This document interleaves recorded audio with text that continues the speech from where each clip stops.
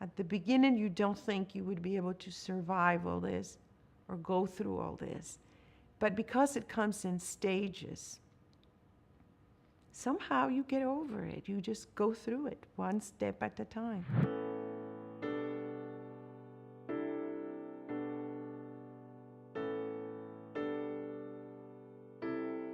I went for my regular yearly mammogram, November 30th, 2004.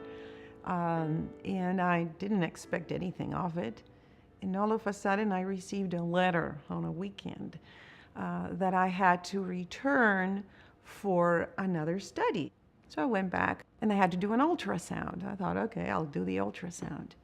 And the man looked at me and he said, "This looks horrible and this cannot be anything but cancer."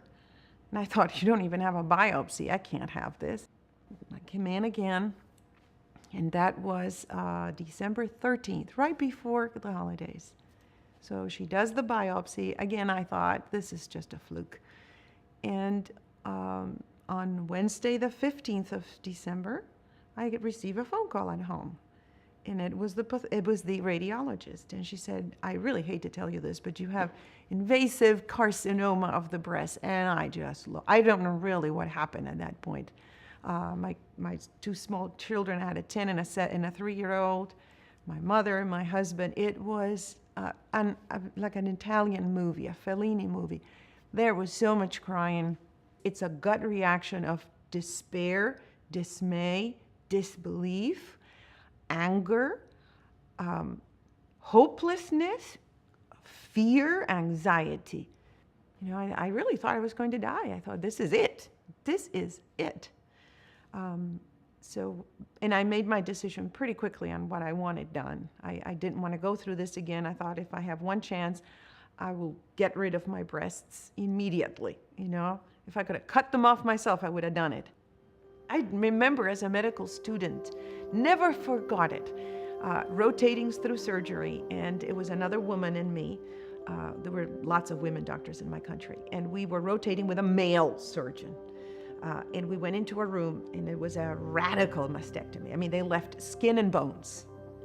And it was a young woman, and the guy opens up the robe, which we thought was horrid as women, and says, "Isn't this beautiful?"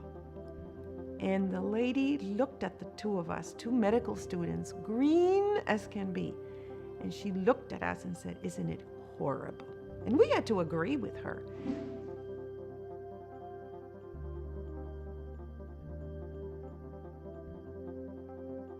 It's a fantastic option. And the fact that the insurance companies pay for it means that there was a woman somewhere in the past that fought for this and got it done, not as plastic surgery, but as psychological surgery, because you look at yourself and you look normal.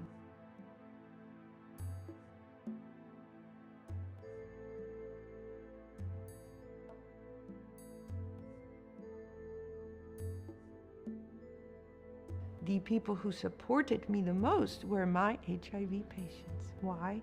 Because they knew what it was like to be facing an abyss, looking at what could possibly be death at an age that you never expected.